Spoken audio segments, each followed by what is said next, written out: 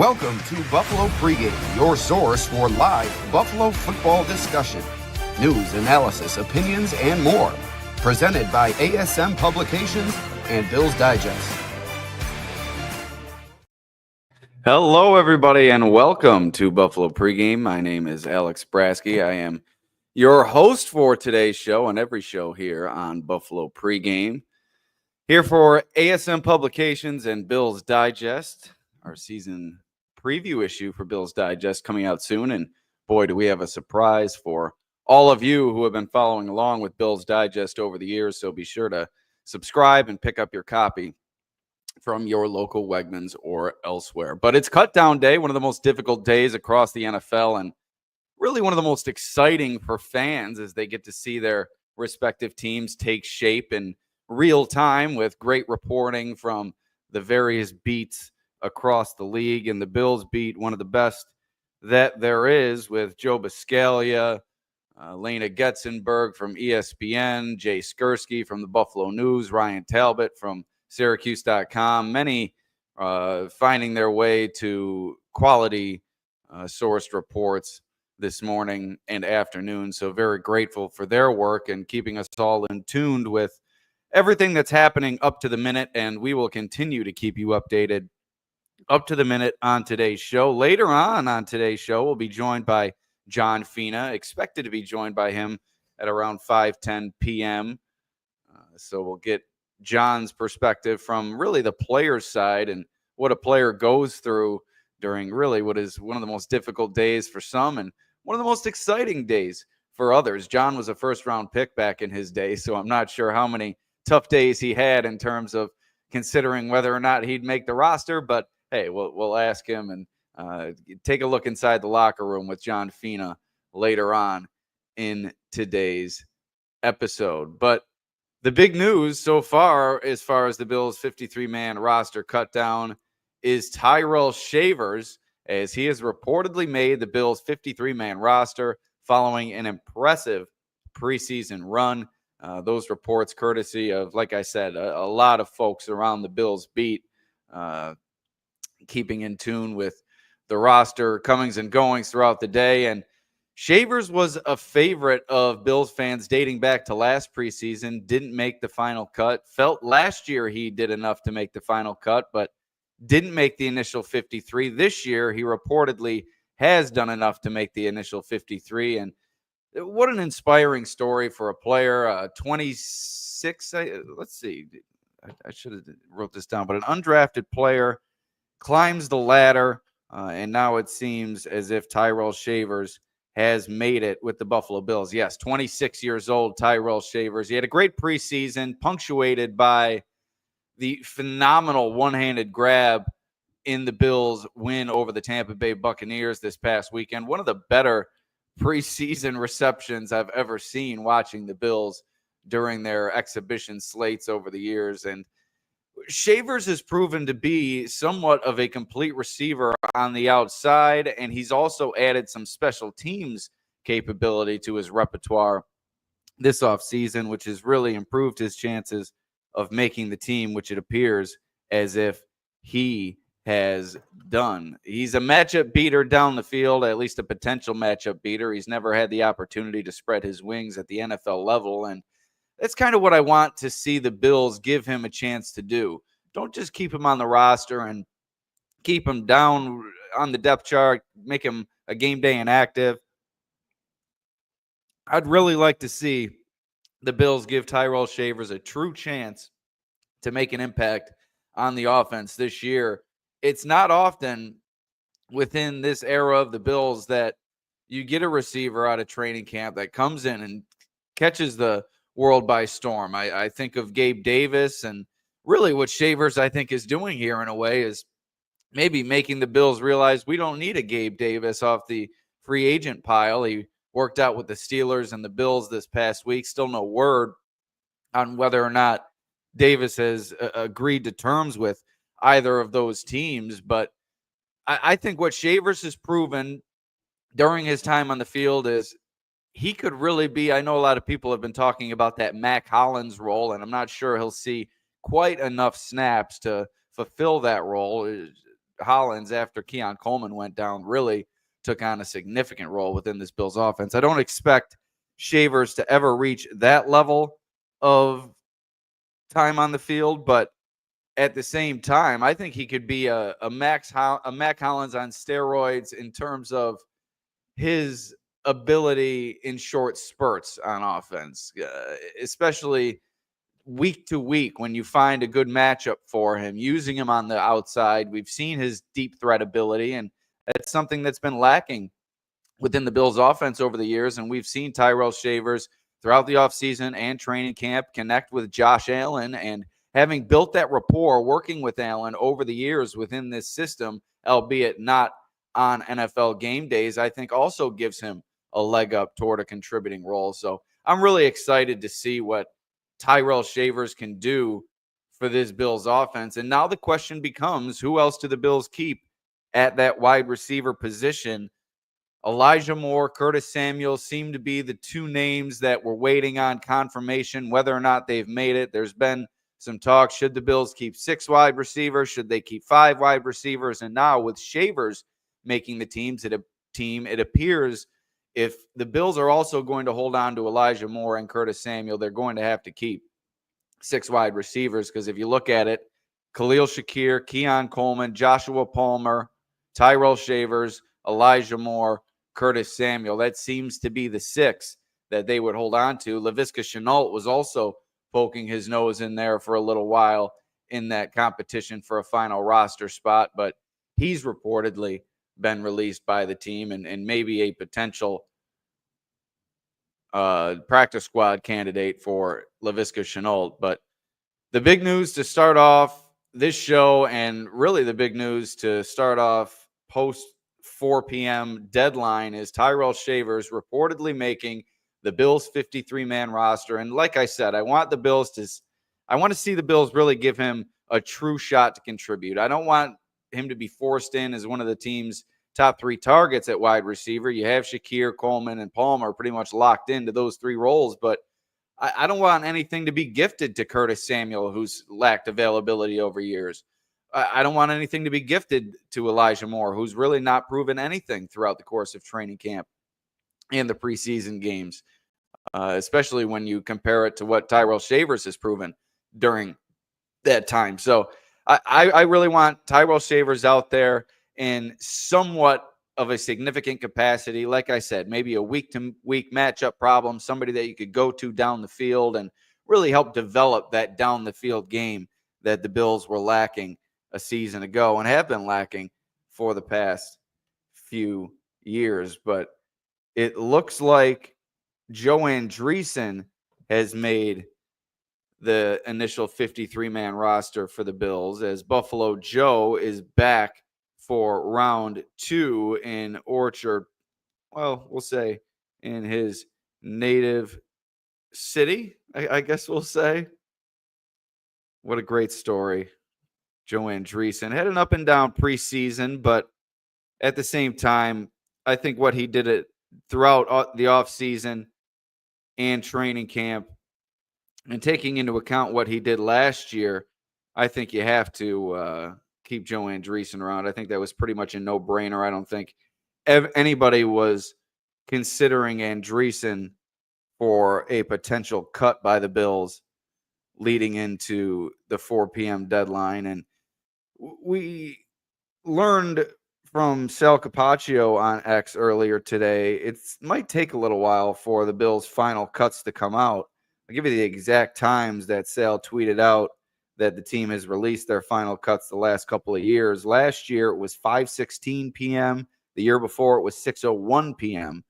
So as Sal said, keep your head on a swivel and make sure you're paying attention to all the lovely ladies and gents that are reporting these signing or these releases or signings or what have you over the course of the past several hours. And we have John chiming in on X. How exciting. It is exciting times for Tyrell Shavers, his family, and exciting times for all of you listening in as you get to hear from a Bills legend. I believe he was legend of the game last year, and John Fina will join us later. But before he does, make sure you go onto YouTube, post your comments. We need some comments here.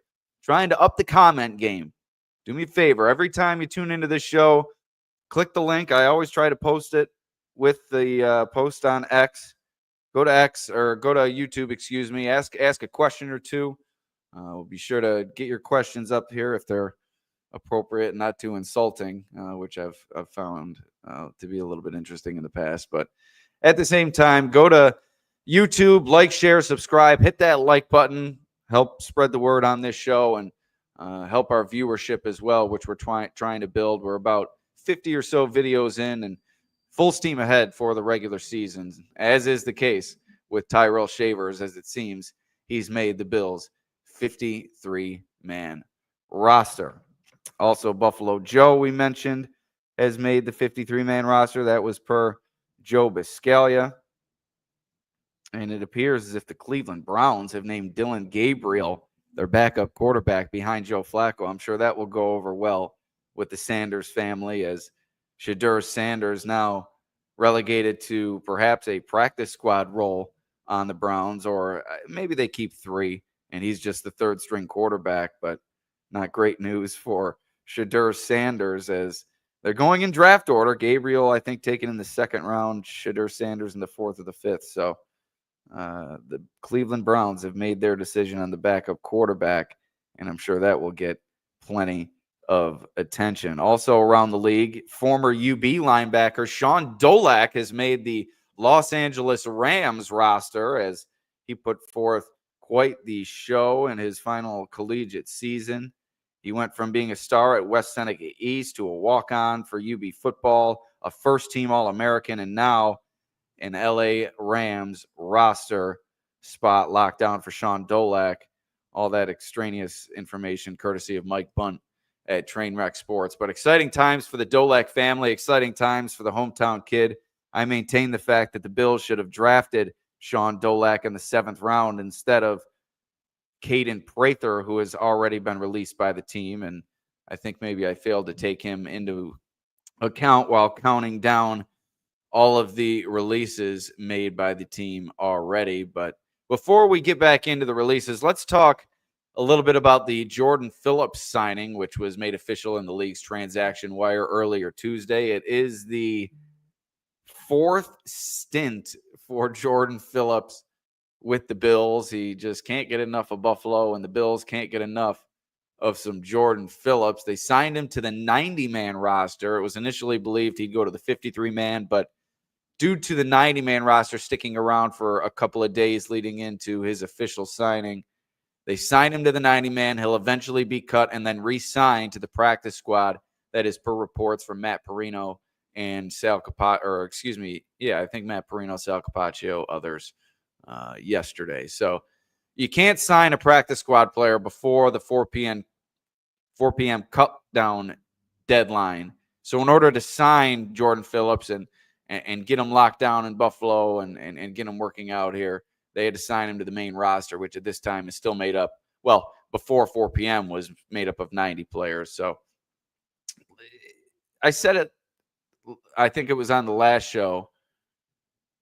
I'm not sure where the Bills are going to go with their defensive tackles moving forward. You have Dwayne Carter coming back, the former 3rd-round pick. He really hasn't shown anything. I think he's a cut candidate or perhaps a trade candidate here for the Bills over the next few hours. I would imagine we would learn either or. And then you have Larry Ogunjobi, the suspended player. He's out for the first 6 weeks. They bring him in off the free agent pile, and I'm just not so sure that they liked what they saw from him during the preseason and training camp. Also, some fishiness regarding his suspension, and did he reveal everything to the team leading into his selection? So I'm not so sure Larry Ogunjobi is long for Buffalo, and bringing in Jordan Phillips, at the very least, you bring in a potential mentor for, as Not Quite My Tempo says, Walker, Deion Walker, the rookie defensive tackle, a big mountain of a man, and the same could be said for Jordan Phillips, a big man, and maybe someone who could spread some knowledge to a player like a Deion Walker. As Not Quite My Tempo says, he's going to play a lot for the Bills this season. And you never know. This could also mean that the team finds Daquan Jones expendable. I find that to be less likely than the previous possibilities that I laid out. But either way, Phillips back for his fourth stint with the team. He had the sack that almost helped the Bills win the game against the Chiefs in the AFC Championship game. It gave the Bills the ball back with a chance to tie or take the lead. And Josh Allen and the offense failed to drive into, at the very least, field goal range with 3 minutes to go. And the Chiefs went on to win that game and eventually get blown out by the Eagles in the Super Bowl. But according to Uber Hansen on Twitter, who's a great follow, I recommend you all follow at Uber Hansen. Phillips ranks number one in postseason sacks for Bills defensive tackles. I believe since 2017. I didn't mark down the date mistakenly, but I would say during his time being a member of the Bills over these four stints, he ranks number one in postseason sacks for Bills defensive tackles. So he shows up in the big games, big game, big Phil, as we saw the nameplate posted on his Instagram story in the Bills locker room. He's got number 52, but that's going to be temporary. I would imagine after Cutdown Day, we see him switch that up. But leadership in the locker room, a big guy who can help guide Deion Walker, perhaps TJ Sanders as well, and some of the other young players in that Bills defensive tackle room, and maybe a plug-and-play guy if anybody gets injured down the road as well. So a good veteran signing. And there was also a rumor that Levi Wallace was in town for a Bills visit, as he posted on his Instagram, kind of the location pin of Buffalo, New York. But that turned out to be nothing, as I think it was Elena Getzenberg who reported that he does not have plans to sign with the Bills at this time, but never counted out with the Bills. I mean, the amount of retreads that they bring back and re-sign to the team time and time again, with Jordan Phillips perhaps setting the record for 4 different times with the team during his career. If you listen to WGR earlier this morning, you heard Jeremy White and Joe DiBiase, as I roll up often, chimes in here. I love the names of these accounts that are chiming in, these anon accounts. We welcome anybody to chime in here. But if you listen to WGR this morning, Jeremy White, Joe DiBiase were going through, I believe, a draft of old Bills to return to the Bills in the future. And I don't think either of them selected Levi Wallace, but that would have been a pretty good selection. Still no word on Gabe Davis, as I mentioned earlier. He worked out with the Pittsburgh Steelers and the Bills, kind of a medical check, as many are expecting it to be. Still no signing for Gabe Davis, so we'll continue to keep an eye on that. But let's get into a few cuts that have already been reported. Outside of Phillips, there have been several reported cuts throughout the past couple of days, including many this morning and afternoon. I already at the top shouted out all the men and women that have been contributing to these source reports that have been keeping us all involved. But on Monday, when the Bills started their cuts, they announced they had released a bunch of players that they simply brought in to kind of get through the last couple of preseason games. Defensive back Zaya Alexander, defensive end Nelson Caesar. I must have been a victim of autocorrect there. Defensive back Garnett Hollis Jr., offensive lineman Rush Reimer, tight end Matt Sokol, running back Elijah Young, and safety Trey Herndon. They also waived / injured Grant DuBose, who suffered a frightening shoulder injury by all reports in his first practice with the team. Very unfortunate for Grant DuBose. But like I said, all those players were kind of placeholders, just trying to get through the preseason without any further injury to potential contributors as they move forward into week 1. But later on Monday, reports stated that the Bills released Mike White and Shane Buechele, 2 players that are candidates to make the Bills practice squad. I think Shane Buechele would probably be the better option at this time. What we saw during the preseason, I know it was only 1 game against really second and third and perhaps even fourth stringers, but I think Buechele is good in that role. If you're down to your third string quarterback, you're really not going anywhere as a team anyhow. But Mike White, maybe they bring 2 back to the practice squad. Last year, it was just White on the practice squad as Michel was recovering from a neck injury that ended his season.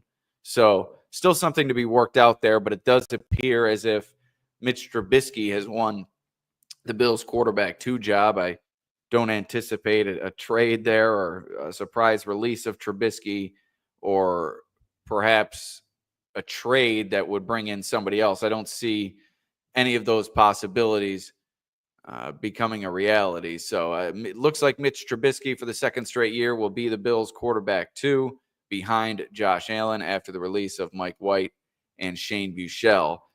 And that was it for Monday. And then Tuesday, the dominoes really started to fall. You had cornerback Dane Jackson. He was really the first big announcement this morning. That appears to be good news for Trey White's lower leg injury. I think if it were serious, they would have kept and held on to Jackson for that veteran savvy, that experience in the system, and just that trustworthiness that Jackson kind of brings. Doesn't bring a high upside, but I think somebody that you could trust out there for maybe a game, 2, 3, 4, if you had to place Tre'Davious White on the IR to begin the season. But I think this cut points toward that not being the case. I think now, whether White is back right away or misses short time to begin the season, you'll see either Jamarcus Ingram, Dorian Strong out there perhaps in his stead. But when Brandon Beane spoke with Josh Reed on Bills Kickoff Live, it didn't seem to be, judging on his tone and the language he used, a little lower leg injury. Didn't appear to be anything that was of significant concern for the Bills. So hopeful there that White will be able to start the season as the team's starter opposite Christian Benford. Just reading the tea leaves there on the Dane Jackson reported cut earlier this morning. But you'd hope to get Jackson back on the practice squad. He will not have to pass through waivers. A vested veteran of 4 or more accrued seasons, he will not have to go through waivers, so he'll kind of be able to choose where he goes for the Bills. So we'll see if he heads back to the practice squad or perhaps takes his opportunity elsewhere. I just want to confirm that he is indeed a vested veteran. I believe he is. Yes, certainly, dating back to 2020. So Dane Jackson will be able to choose where he goes. I think the higher upside guys at this time are probably Ingram and Strong, so not totally shocked there, but it is a little bit surprising considering they brought him back through free agency, but I would expect him to stick around on the practice squad. You have Jackson and Ingram. You'd think Jamarcus Ingram is younger than Dane Jackson, but 28 and 27 respectively. So I don't think Ingram is a lock to make this team. I've said it before. I think he didn't really do enough during training camp to wow anybody, and I wouldn't be shocked if the Bills cut bait there. But then again, he is a versatile piece. He plays that dime safety. I believe he has some nickel cornerback potential as well. So maybe a player that they'd like to hold on to and maybe be in fear of losing on the open market if a team wanted to insert him as a member of their own 53-man roster. But Dorian Strong seems to be a lock, came out early in the team's final preseason game. And just based on the fact that he's a 2025 draft pick, I think the team would like to hang on to him, see where his progression goes in year 1. So we'll see if he is officially on the team when the cuts are announced officially. And like I said earlier, that's likely to come around 5, 6 o'clock per Sal Capaccio, looking back on previous years and when those cuts have occurred. So hit that like button. Make sure you share, subscribe, and follow the channel as well. Buffalo Pregame with Alex Brasky. Also follow me on X at Alex Brasky. You can really find plenty of content throughout the course of the regular season. Also the Buffalo Pregame with Alex Brasky Substack page.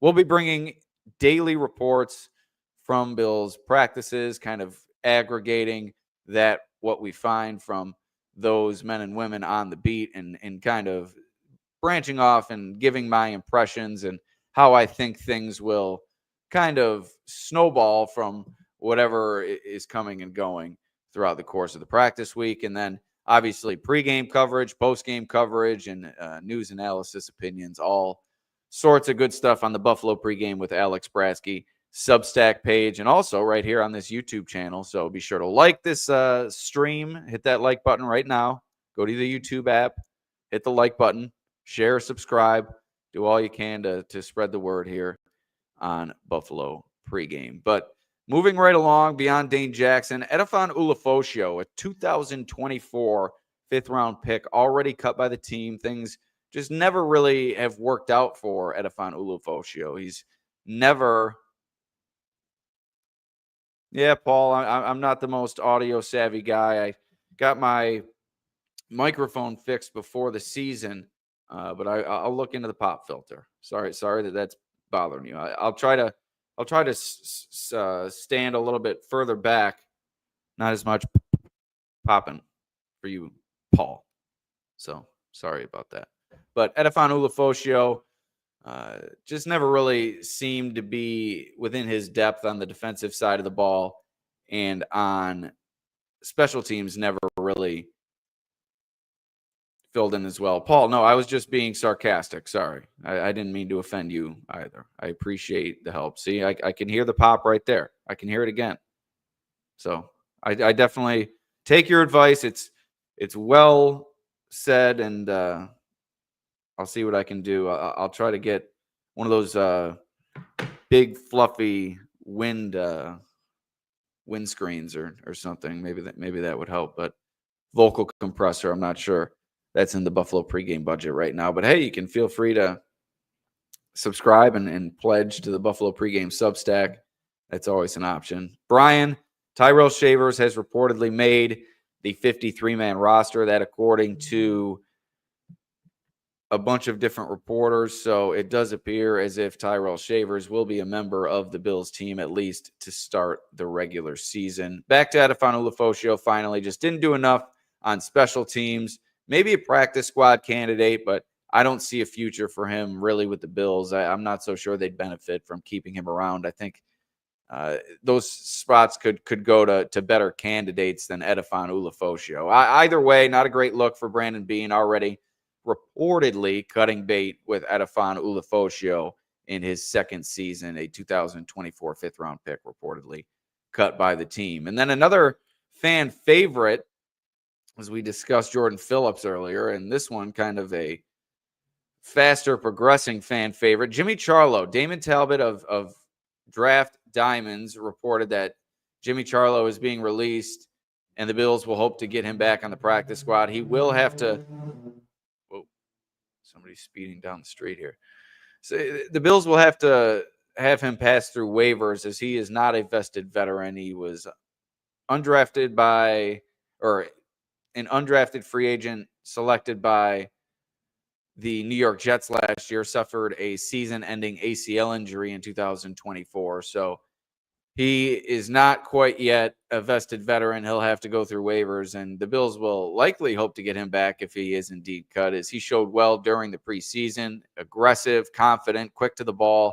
This is a McDermott guy through and through. He's a former Army captain, and I really think the Bills would love to get Jimmy Charlo through waivers, and I think Bills fans would love it as well. I think you might see some Charlo jerseys at the game. Maybe a salute to service, a Charlo jersey. That would be great. I think he's delaying his service now to pursue his NFL dream, but at the same time, a member of the Army football team, he will have to serve at some point here. So salute to service jersey with Jimmy Charlo on the back. I think that's a good opportunity if the Bills are able to get him back on the practice squad. Another player who's reportedly been released by the Bills, you have KJ Hamler, the Hard Knocks darling,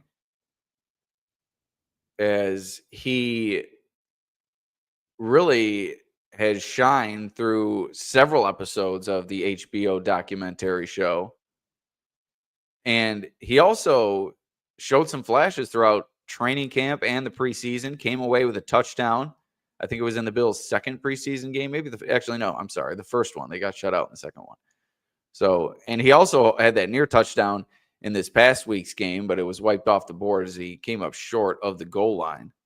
And yes, man of war. We spoke about it earlier. Mike White, Shane Buechele both waived. Mitch Trubisky, QB2 for the Bills moving forward. As KJ Hamler, I thought had a chance to push Elijah Moore for a roster spot, but that doesn't seem to be the case as he's reportedly been released. I think he'd be a practice squad candidate as well. He had a touchdown during the preseason, performed well at training camp.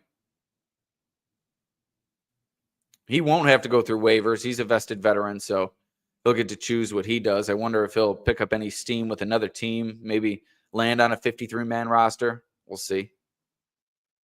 Maybe he'll try his luck on a different practice squad, but at the same time, that'd be kind of a lateral move. I wouldn't see that being a possibility. And Steven Gosnell, another wide receiver, another preseason darling, somebody who a lot of people thought would shine over the course of the preseason slate, never really took hold and missed this last week's game due to an injury. Showed well early during training camp, caught a long bomb. I think it was from Trubisky. Trubisky and White both completed long bombs, one to Gosnell, one to Deion Kane, who I expect to be cut as well. But he caught that deep touchdown. I didn't really see much from Gosnell other than that. Perhaps he's a practice squad candidate, but I don't think he'd be a priority practice squad candidate for the Bills by any means.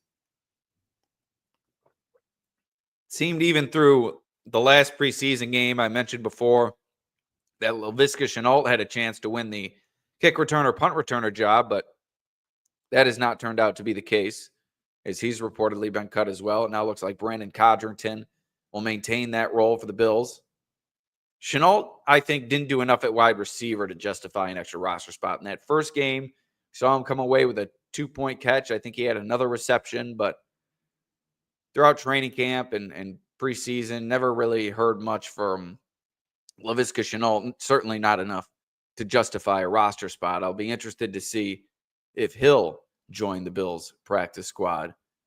I think he may be a priority, somebody that you could plug and play at the returner position, and I think that could be the case. I think at wide receiver, you see him keep 6, Paul. Linebackers, I think you see him keep 5. Defensive line, not so sure. Offensive line, I think they'll stick with the 9 that they have right now as Cedric Van Pran Granger was activated from the PUP list earlier today. So he'll be on the 53-man roster. Dealt with a calf injury throughout training camp in the preseason. Looks like he's back as the team's backup center. But they did place Tylen Grable on the injured reserve to begin the season. So Tylen Grable, who appeared to have won the swing tackle role last year away from Ryan Vandermark, he'll now go on the IR to begin the season, miss the first 4 games. He's dealt with a concussion throughout training camp in the preseason. So that knocks the Bills down to 9 right now on the offensive line. And I think that's where they'll stay with Chase Lunt and Ryan Vandermark occupying those final 2 spots there along the offensive line. So that would seemingly lock in Alec Anderson, Van Pran Granger, Ryan Vandermark. Chase Lunt is the team's depth beyond the starting 5 that's been so solid over the years. And then the swing tackle role would either go to Chase Lunt or Ryan Vandermark. I think it would go to Vandermark, and Lunt might be a game day inactive, but he's got the versatility to play left tackle, right tackle, been shifted inside to guard during the preseason as well. So I think they like what they see from him. And I think maybe that opens up for them to keep an extra defensive lineman, perhaps an extra linebacker. So those numbers, not sure, except for wide receiver, I'm pretty certain that they're going to keep 6 wide receivers. Grable, maybe he had a setback as he was on the field in a non-contact practice jersey Tuesday and Wednesday working through drills with athletic trainers, but Joe Biscaglia says he did not see him on Thursday, so that leaves the door open for him. Perhaps he's dealing with somewhat of a setback in his quest to get off the concussion protocol. But finally, the announced cuts so far: Daquan Hardy, the defensive back, had 2 touchdowns scored against him during the Bills' final preseason game against the Tampa Bay Buccaneers. Was thrust into action, and nickel cornerback did not show very well. Thought he came on strong at the start of his rookie season, but that momentum really died out quickly. 2024 6th-round pick. So 2 players from that class cut during this wave of cuts, and Tylon Grable placed on injured reserve. If Dwayne Carter, as I've speculated, is a surprise cut coming up here, or if he gets traded, that would be another clear miss in that class. As I've said before, really, it's looking worse and worse by the day. Keon Coleman and Cole Bishop are the 2 best wishes, or the 2 best hopes to salvage the quality of that class. As I almost dropped my phone. Good hands there. Just see, I still got those cat-like reflexes. But also being let go by the Bills, per reports, were offensive lineman Richard Garage, offensive lineman Mike Edwards, offensive lineman Jacob Bayer, offensive lineman Travis Clayton, who was selected in the 7th round last year in the International Pathway program. Also offensive lineman Dan Feeney, tight end Kaleki Latu, offensive lineman Kendrick Green, who I think is a strong practice squad candidate, defensive tackle Casey Rogers, and safety Derek Forrest, who, like Mike Edwards before him a season ago, came in here thinking, well, fans at least, left fans thinking that he would have a chance to win the starting safety job, but that just never materialized. We got Gate Smasher checking in from Cedar Key, Florida. Thanks for joining us. Appreciate you. But it'll be interesting to see who the Bills get back on their practice squad. Like I said, Kendrick Green out of that group, I think, is the strongest candidate for me to come back on the Bills practice squad as an offensive lineman. Just want to remind you, we'll have John Fina joining us in about 10 minutes. John, one of the hardest working men in the Bills media sphere. I think I saw earlier they had Vic Carucci on, he and Joe Miller on the Overreaction Pod. Also have the Off Tackle Show with John Fina. So we'll get some opinions from him a little bit later. Others that appear to remain on the roster bubble include Jackson Hawes and Zach Davidson. I'm not sure how much Hawes is on the bubble, as we have David Serrano checking in from Orlando, Florida. Another Go Bills from him. Thanks for tuning in, David. Please like, share, and subscribe on the Buffalo Pregame YouTube channel. We have over 100 watching on YouTube right now. Appreciate you.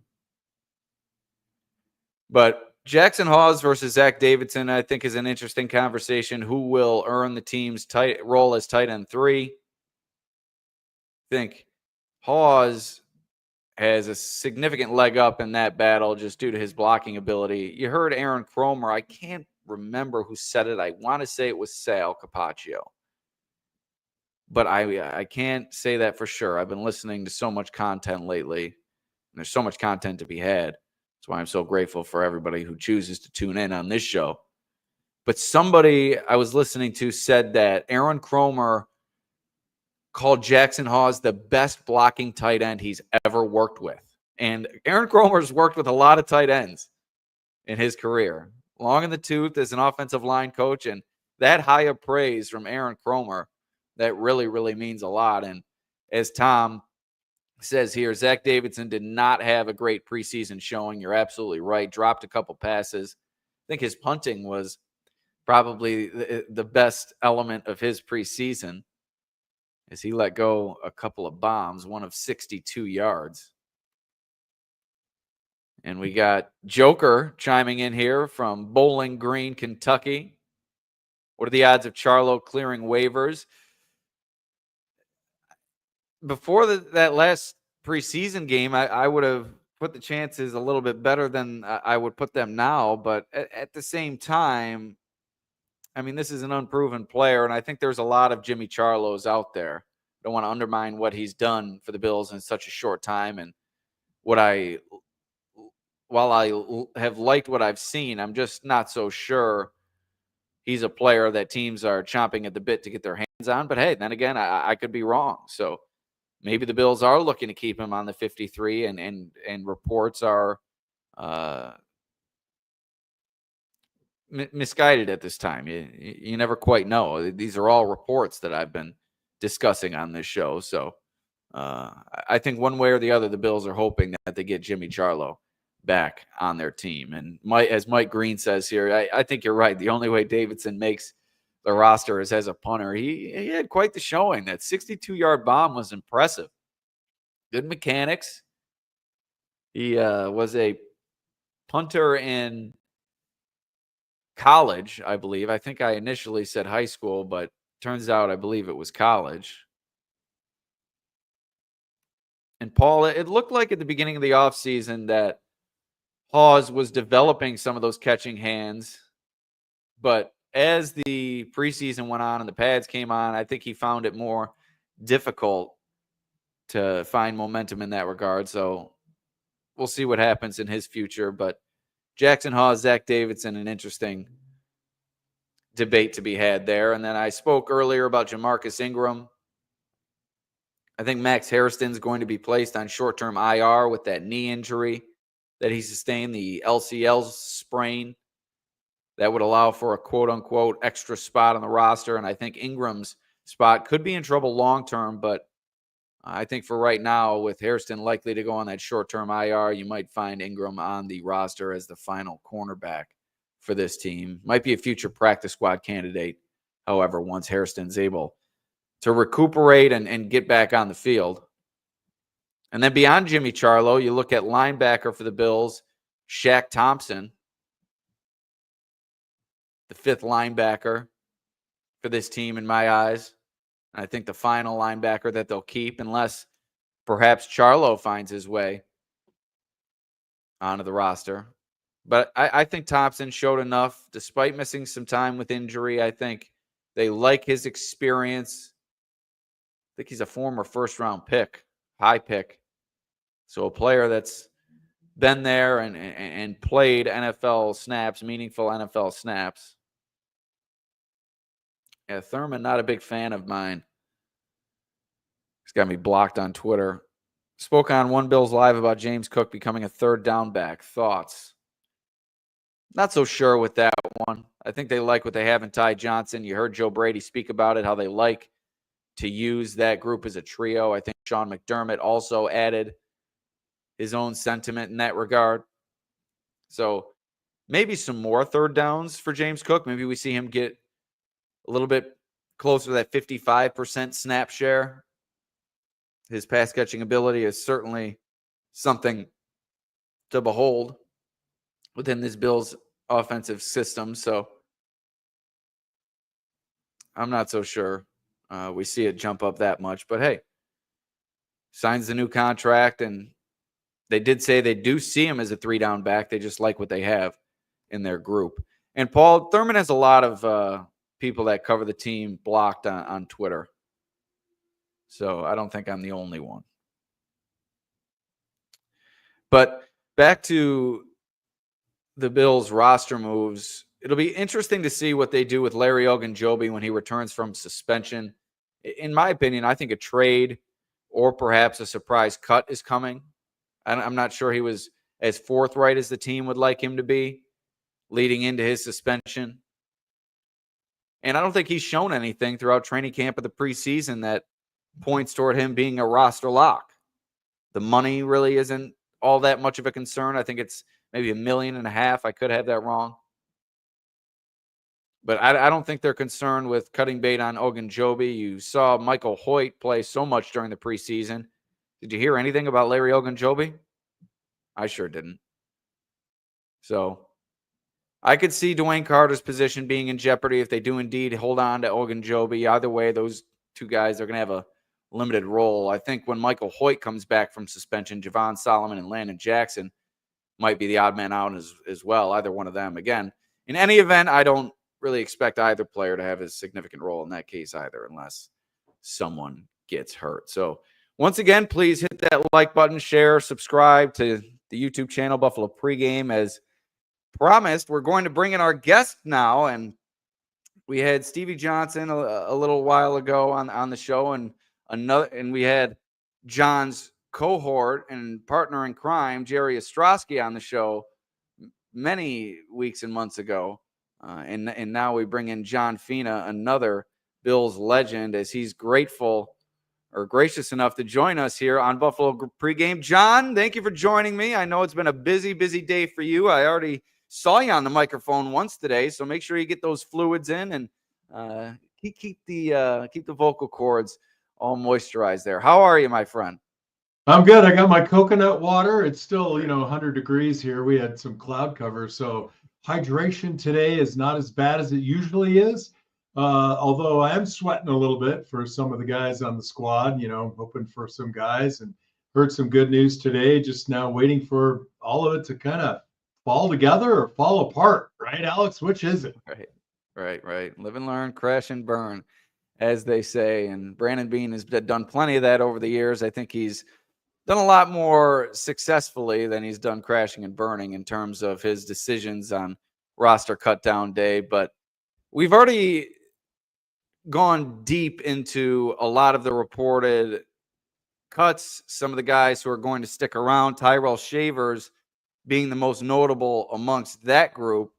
But I want to ask you this first. I know you were a first-round pick. I'm not sure you had many days, especially early in your career, where you were wondering where your team or your spot on the team was going to be and whether or not you were going to make the team. But from what you gathered during your playing career, can you take us inside the mind of a player that's sitting on the roster bubble, like you said, the sweat that they go through on a day like this?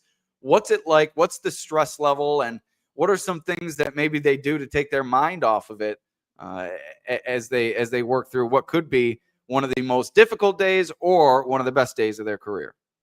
Well, first and foremost, you really can't get your mind off it.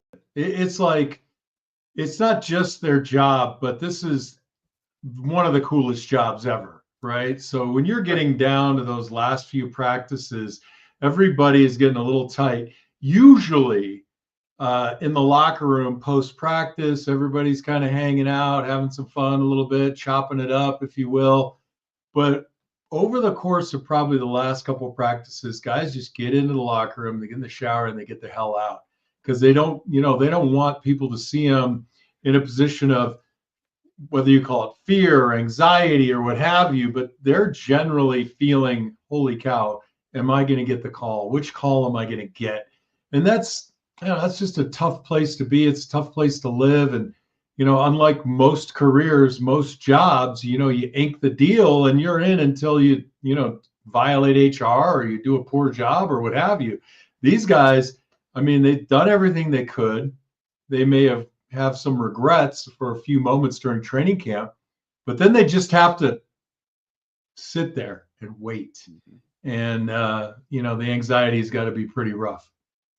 Yeah, I really can't imagine what it's like. I know that I've applied for jobs and I've gotten some and I haven't gotten some, but at the same time, I haven't put in the sweat equity into those jobs as these guys have over the past several months, and some of them over the past several years. Some of these guys have been with the Bills for years, and they'll see their stint with the team come to a close, and then they'll have to wonder if they can be brought back on the practice squad or if their career is over altogether. Or they get claimed, right? But generally speaking, Alex, when you or me now apply for a job, there isn't a whole million people on social media tearing you apart, basically saying, cut the guy now.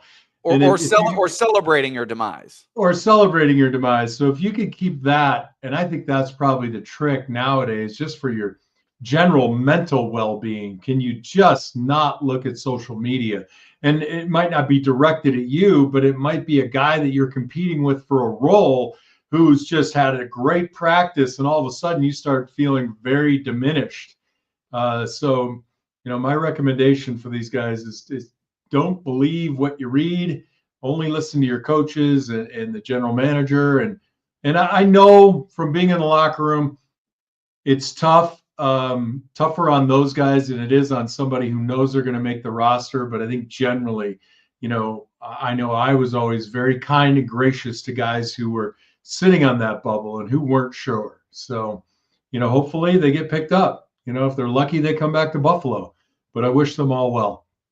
Yeah, it's kind of one of those situations where you really allow your agent to do all the communicating for you, at least for these next few days. You stay off that social media and just really rely on communication with your agent, telling you whether or not you made the team and stuff like that. I'm sure they're contacted by the team directly as well, especially the way that the Bills do things. But how about, and one more thing from a player's perspective, how about being a player who that you're going to make the team, you're a first-round pick, and then you see some of these guys struggle, and then after the fact, when they do get cut, is there a time to reach out to these guys and give them a word of encouragement? What's the kind of teammate dynamic like in that sense after Cutdown Day when you learn whether or not this guy is going to be a member of your team moving forward?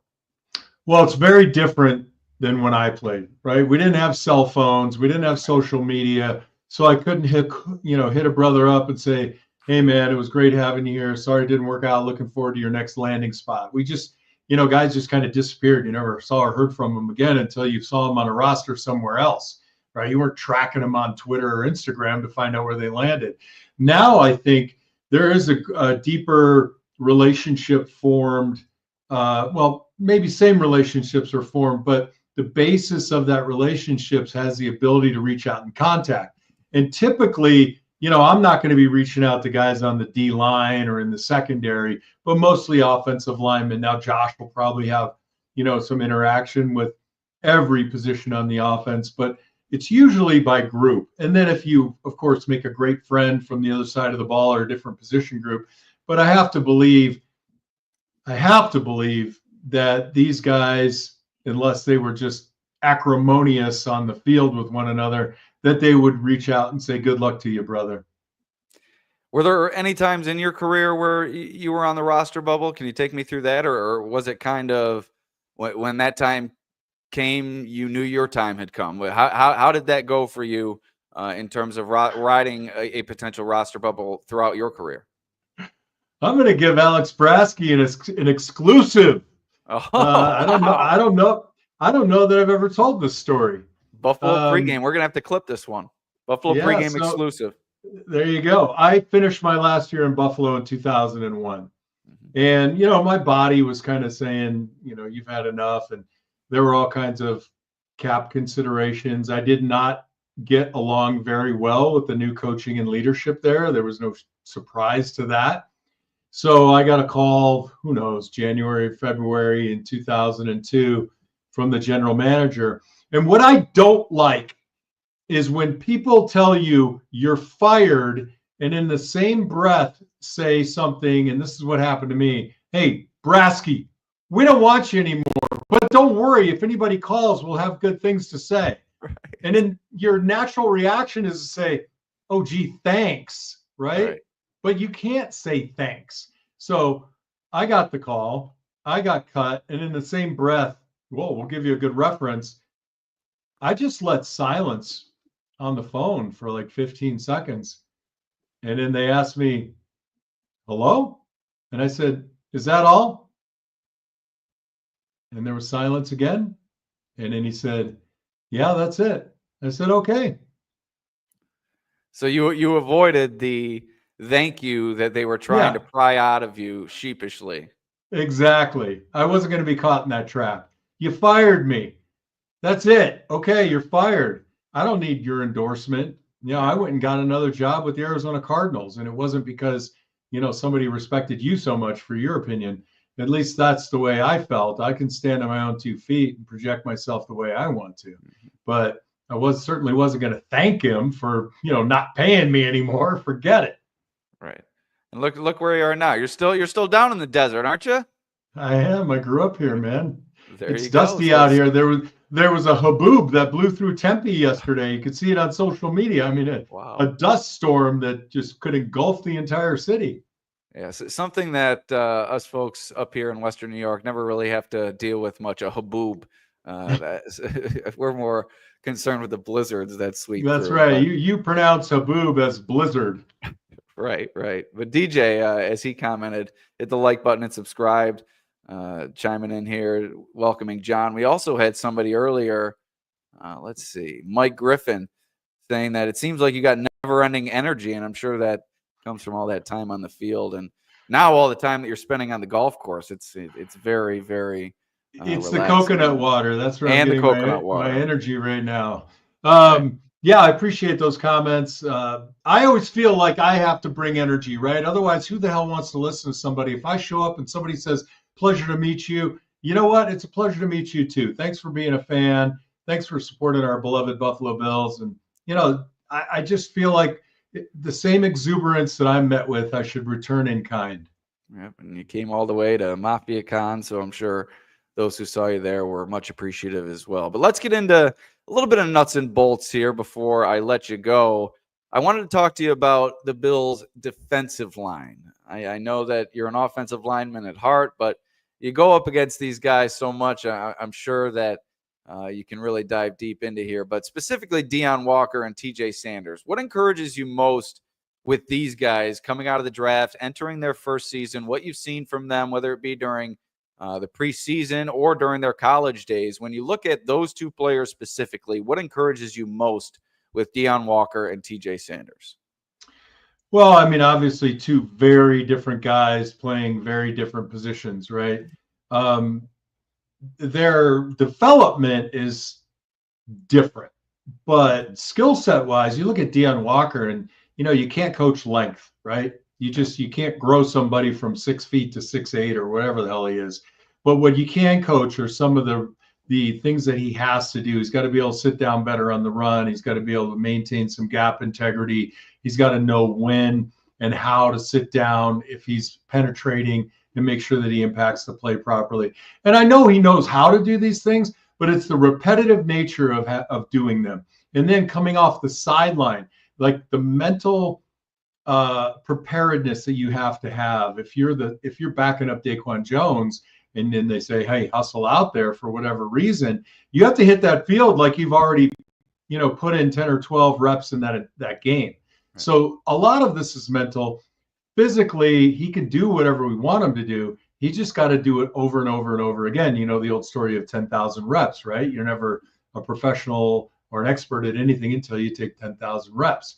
TJ Sanders, a little different guy in that he's not a straight line guy. His incredible lateral movement. He has pretty good control of his pad level. But what he needs to be able to do when you're making those quick movements laterally, when you're trying to penetrate, you have to have enough body control and enough understanding of where the pressure is coming from the offensive line. You got to fight that pressure, right? So you don't want to move, and I hope this defense moves a little bit more this season and isn't, quite a dartboard. When you start that movement, you have to have that ability to drop your pads, drop your ass, as we say, settle and resist pressure. Otherwise, you can get washed down. You create big seams. But I see some really exciting things from TJ Sanders. It's a little early. I look at some of the way he moves, and I think to myself, obviously not a direct comparison to a guy like Warren Sapp, right? Who's not 6'8". He's tall enough, he's strong enough, he's got the right center of gravity, but he's terrific lateral movement. And for him, it's going to be the same thing. If he's on the active roster, how do you stand on the sideline, not wait for your back to get locked up and be ready to go out on the field? It might be your only rep in the game, and you better damn well get it right.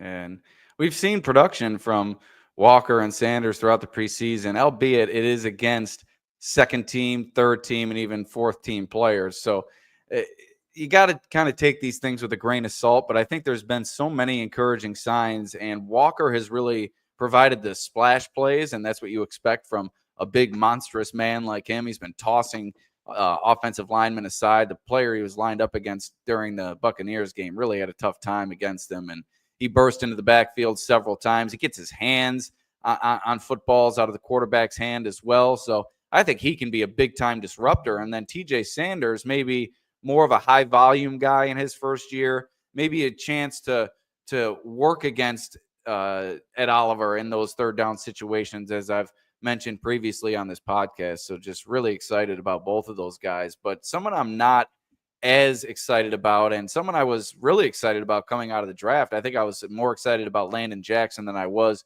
about the previous two names mentioned, but he just hasn't rubbed me the right way during my time watching him at training camp, during my time watching his preseason performance. I think he's shown maybe insignificant flashes, but nothing I think tangible that I can really lock onto and say this has been a good stretch for Landon Jackson. So I think he might be a little more of a project between those three offensive linemen drafted with the first 4 picks. But when you look at Landon Jackson, what do you think his potential deficiencies are that might work against his quest to lock down a contributing role in his first season?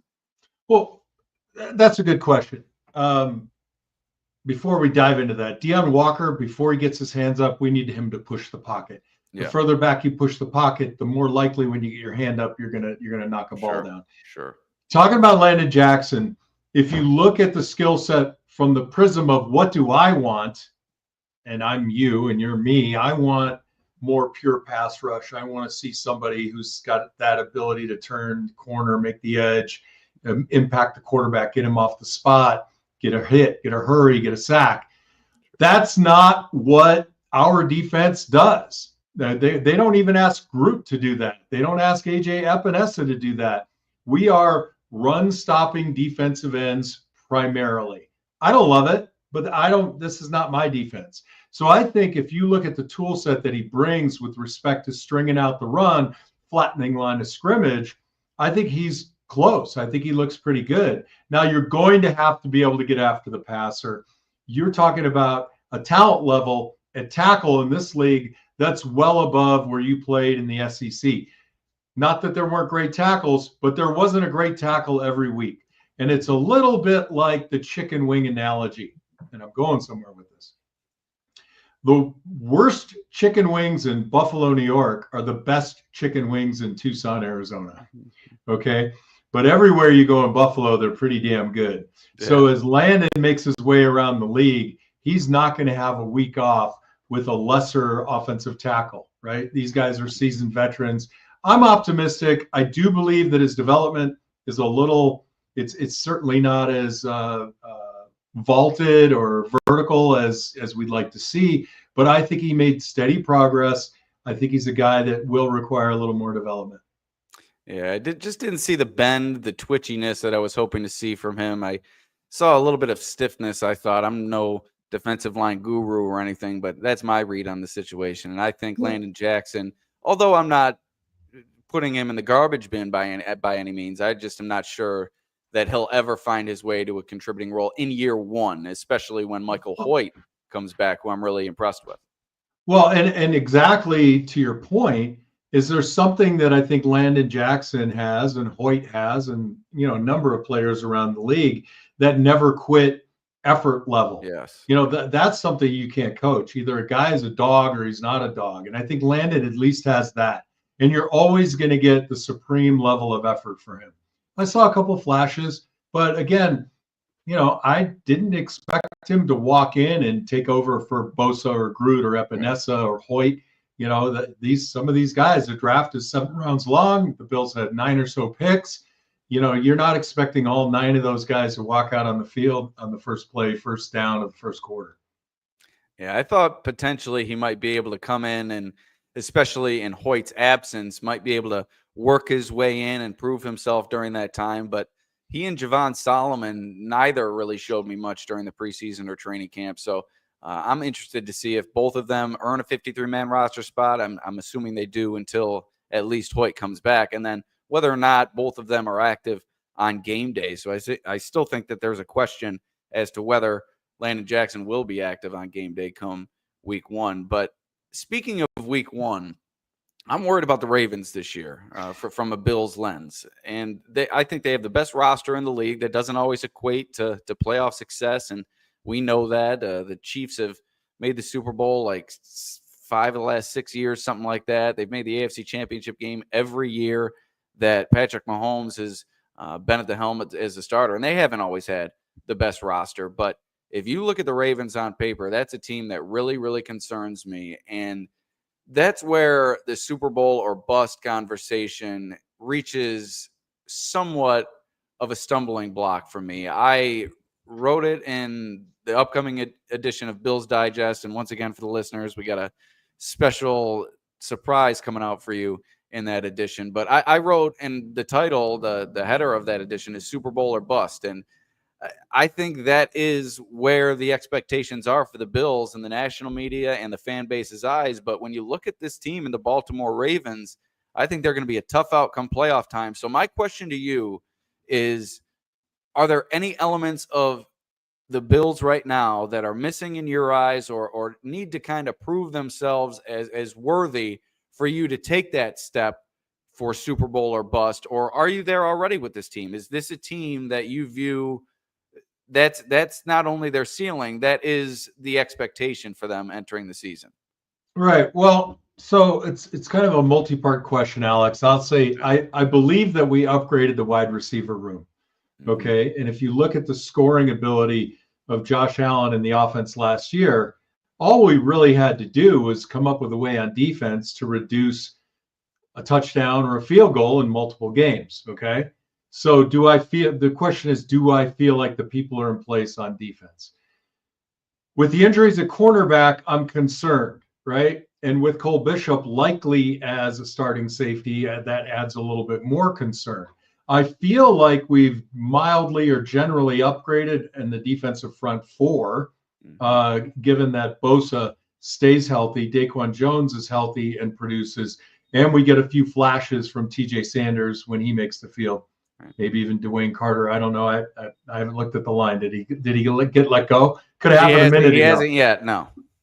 I feel like our linebacking core is better. Matt Milano looks fantastic. Bernard Williams. I think Andreessen's come a long way.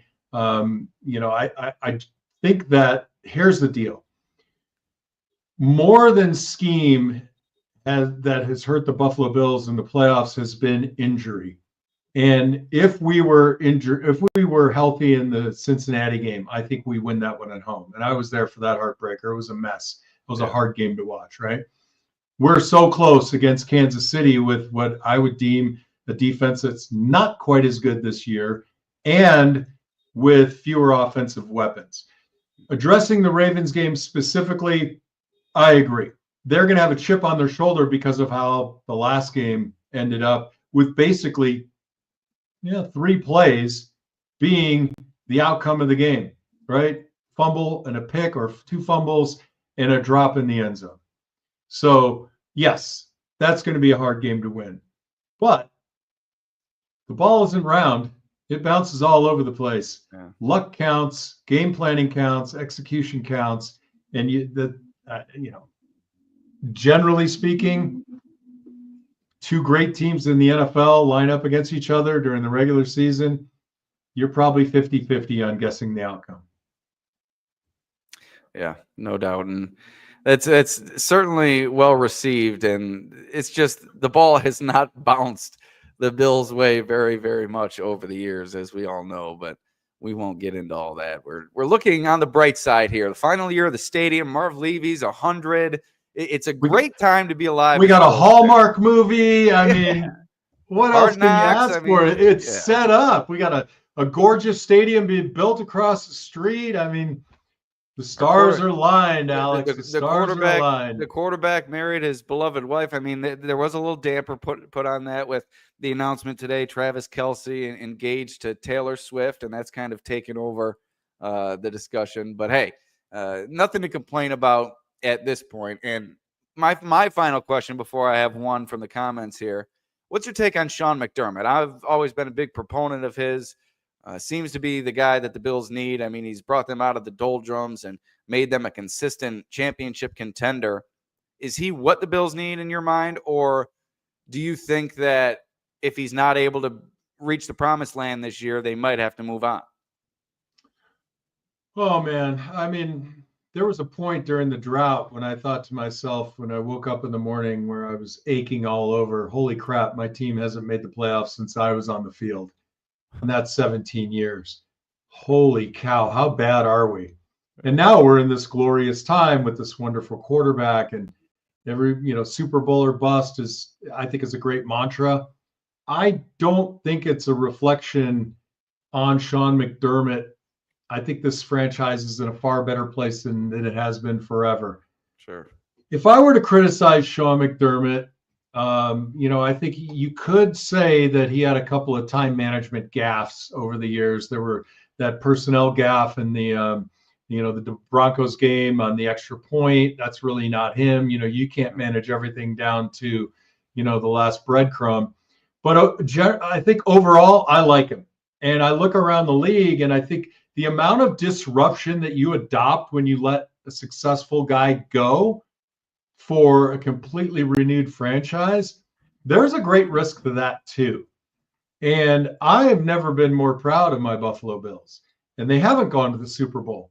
I realize how hard it is to win every damn game. I don't care how bad the other team is. You still got to go out there and beat them. I've lost games we should have won and won games we should have lost. So I'm a fan. I think he has a really, really terrific way that he relates to this team, that he leads them, not from above, but alongside of them. And that matters a lot to players. And I think he's a hell of a fit in Buffalo.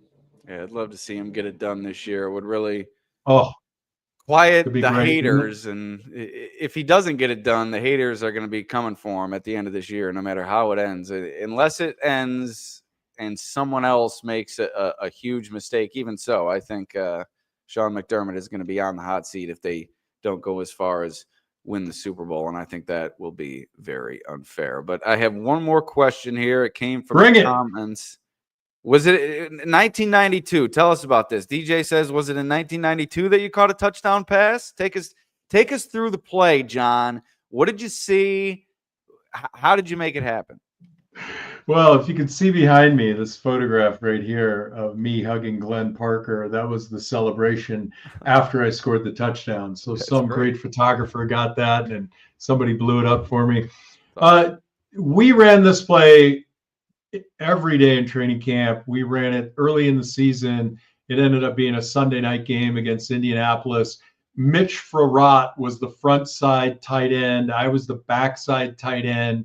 And every time we ran it, I would run this deep drag. And by the time I made my cut, they were already celebrating Mitch's touchdown.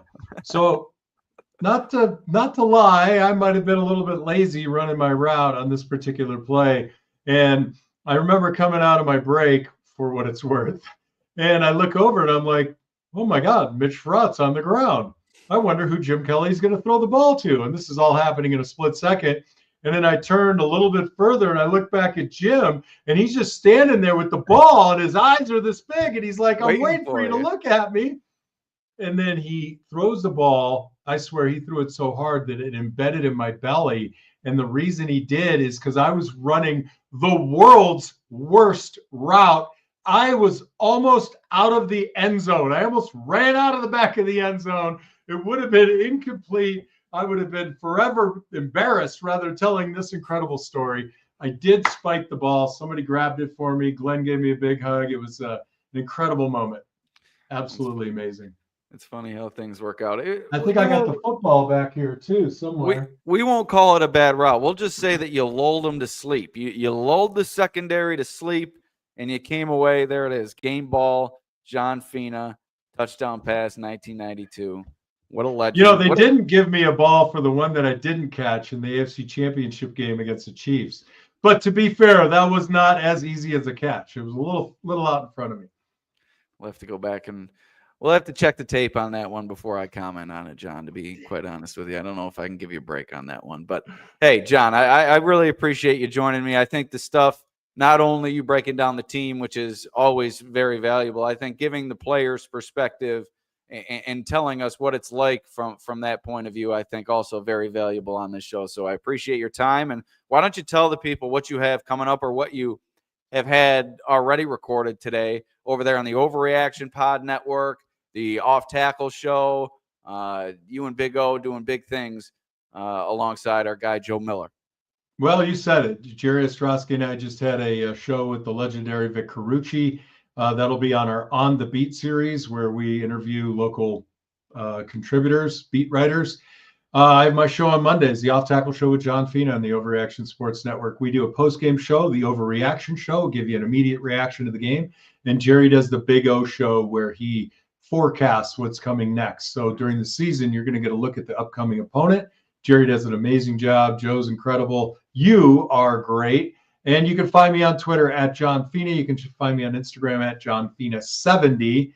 And hey, I appreciate the opportunity. And for everybody listening, just do me a favor, go light on the guys that got cut. Don't celebrate their demise. You know, they're working their butts off, and it might not have been a good fit, and just hope that they fit somewhere else. Yeah, certainly a good message, and we take that to heart, and very appreciative of your time, John, and we'll talk to you soon. Thank you so much. All right, go Bills.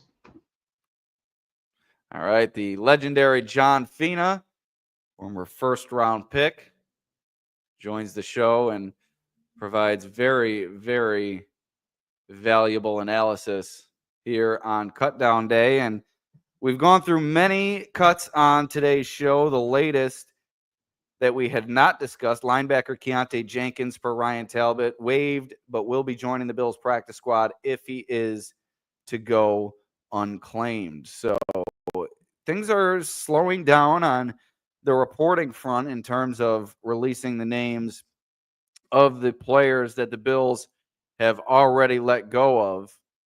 And it seems like we could be in for a little bit more of a wait until the team releases the official roster. Like I mentioned earlier, Sal Capaccio said last year it was, I think, around 5:15, and the year before around 6:15. So we still could have another hour. We could have more. I know in the past, Sean McDermott has talked about his desire to contact these guys and make sure he's had a chance to talk with all of them before they find out through the media that they've been cut officially. So that's I think a good way to go about it. And as John mentioned on the show, it's best to go easy on these guys. I know sometimes you can get wrapped up into some of these players that have worn out their welcome for you, or other players that are cut that you didn't want to see cut. I think everything should just be, I know this is easier said than done, but handled as rationally as possible. And I may not be the most rational at times, but I think that's the best course of action in this way. And let's get to a few more comments here before we move on to some other topics, as I'm trying to weed through here. As Joker chimes in, I'm sure a lot of teams do, but why do the Bills insist on changing players' roles instead of utilizing their skill set from which they were drafted for? Is it strictly for depth on the 53? I don't know if this is who you're referring to, but they did that with Dwayne Carter this year, moving him from 3 technique to 1 technique. And I mentioned it right off the bat that I didn't think that was a good sign for Dwayne Carter. I'm sure that wasn't a shocking revelation, but to have your position shifted in your second professional season, I don't think that reflects well on where the team sees you in terms of your potential future with the team and potential as a future contributor with the team in that role. So I think when teams do that, specifically the Bills, they've run out of hope for a player at a specific role, and boy, did that perhaps come quickly for Dwayne Carter. And he did deal with a wrist injury last year, and there was some positive to take away from his early season performance. But I think in the long run, he just has not really proven himself to be all that valuable a piece of this team. And I would not be shocked if Dwayne Carter is not on this team come Wednesday. A trade, a cut, certainly possible here as we await the final 53 to be released. I think we're down to somewhere close to 65 players based on the reports that have come out. So still about 12 players that need to be dealt with and we haven't heard anything about. So I'm sure we'll get somewhat of a surprise at 6 o'clock whenever the Bills decide to release their cuts. But I do know that the Rams and other teams, the Jacksonville Jaguars, they all announced their cuts about an hour ago.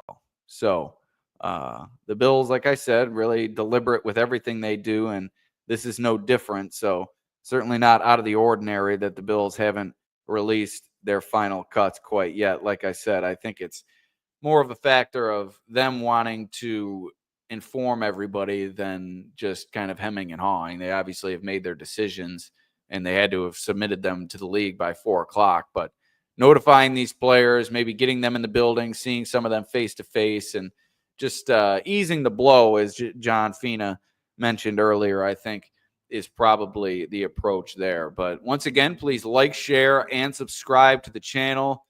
We're about an hour, 20 minutes into this 53-man Cutdown Day special. John provided some great stuff from a player's perspective. I encourage all of you who might be just joining us to go back and listen to my discussion with him. He also broke down the Bills' defensive line, specifically the rookies, Deion Walker, TJ Sanders, Landon Jackson. So be sure to check back about 20, 25 minutes or so within this episode and listen to that conversation with John. And we'll have more guests coming up this week. So excited to have more perspective from others on the podcast, not just me continuously blabbering into the mic. But either way, I've been very grateful for the audience that we've been able to gain over the past few months, and we continue to go into the regular season. It's just going to get better on Buffalo Pregame. We're going to be more consistent as we were during training camp with our episodes, kind of 2-3 per week.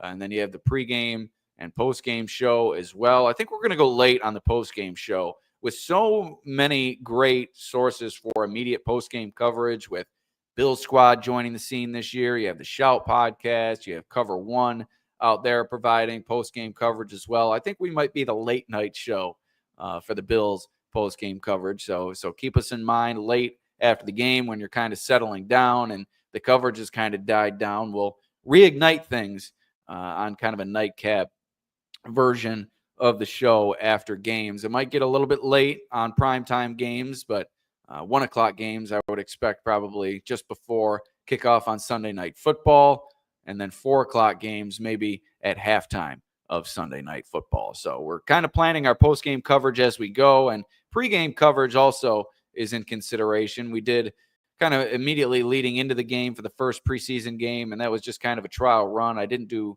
pregame shows the following 2 games just due to a lack of storylines surrounding the game, and there really wasn't much to talk about entering the final 2 preseason games for the Bills without Josh Allen taking the field. But I'm not sure if I'll probably end up going early morning for pregame shows on game day, and then, like I said, late night after the game, and maybe a nap or 2 mixed in as well. But excited to bring you the coverage here on Buffalo Pregame, and also subscribe to the Substack page, Buffalo Pregame with Alex Brasky on Substack, bringing you the written word and really a catalog of everything that goes down with the Bills from day to day, and any big news I'll try to get it up there as soon as I possibly can. But Mike Green, it does point toward Dorian Strong making the roster, with the Bills cutting Dane Jackson, as Paul also pointed out here.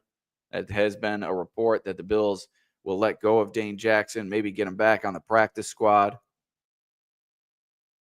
But it does look like Dorian Strong's position on the roster is safe at this time. And David, yes, it was supposed to be released fully by 4 p.m., but as we mentioned, the Bills sometimes take a little bit of time on that. And Gingy Runner commenting here, hoping that the Bills can get Dane Jackson to the practice squad. I haven't seen that necessarily be the prevailing commentary on X. A lot of people kind of celebrating that he was cut, as John mentioned, kind of a little insensitive there, but at the same time, this is sports. There is a lot of passion, so I'm not sure we should harp on anybody for going out of their way to maybe root for something that they had wanted their team to do over the past few weeks and months. Johnny Utah, this is taking forever. Yeah, like I mentioned, could be until 6 o'clock plus here for the Bills announcing their final 53-man roster. And to be quite honest, it doesn't really serve them to be first. I'm sure they can take as long as they want to announce them, as long as they've submitted them to the league by 4 p.m. And typically the Bills don't go out of their way for the media. So we'll just leave that type of commentary there. But Elijah Moore, definitely a cut candidate, but I'd be surprised at this point if they let him go. Letting go of Laviska Shenault, I thought he was going to be the player that might be kept instead of Elijah Moore, and also KJ Hamler. I forgot. Also him. I thought he may have been battling with Elijah Moore for that spot as well, but both of those players reportedly released. So I think Elijah Moore didn't do a whole lot throughout the offseason, and he built a lot of steam. Let me rephrase. He built a lot of steam during the offseason program, but didn't follow that up with a remarkable performance during training camp or during the preseason games. He was injured for a portion of training camp with a lower leg injury, some general leg soreness that kept him out, and that kind of stalled his progress. But I think the Bills are comfortable with entering the regular season with Elijah Moore, seeing how he can develop with Josh Allen. And then, hey, if things don't catch fire, you could always change direction from there. Another player that I think is set to be brought back on the practice squad, or at least the Bills will try to, Christian Wilkerson at the wide receiver position. He got open all throughout the preseason, and I think if you're running short on pass catchers, somebody you want to come in and make an immediate impact, I think Christian Wilkerson has the potential to do so if you don't like what you see from Elijah Moore early on in this season. Masir, greetings from Mexico. Very optimistic about the team this season. Overall, I think this is a stronger roster than last year, and I think that remains to be seen. I think it has certainly the makings of a stronger roster than a season ago, but at the same time, I'm just a little bit weary or wary, whatever the word, of all the changes that the Bills are expecting to come together, whether it be along the defensive line, in the secondary, at the wide receiver position. There's a lot of moving pieces that the Bills are going to have to make work. And while I'm hopeful, I like what I've seen during the preseason, but until they do it on the field, it's just going to be tough for me, and tough for me to really go all the way and be fully confident with this team's prospects. And I submitted my schedule prediction for Bills Digest today. You can find that at billsdigest.com. Be sure to subscribe. I have the Bills finishing the season at 13-4. That's my record for the Bills this year.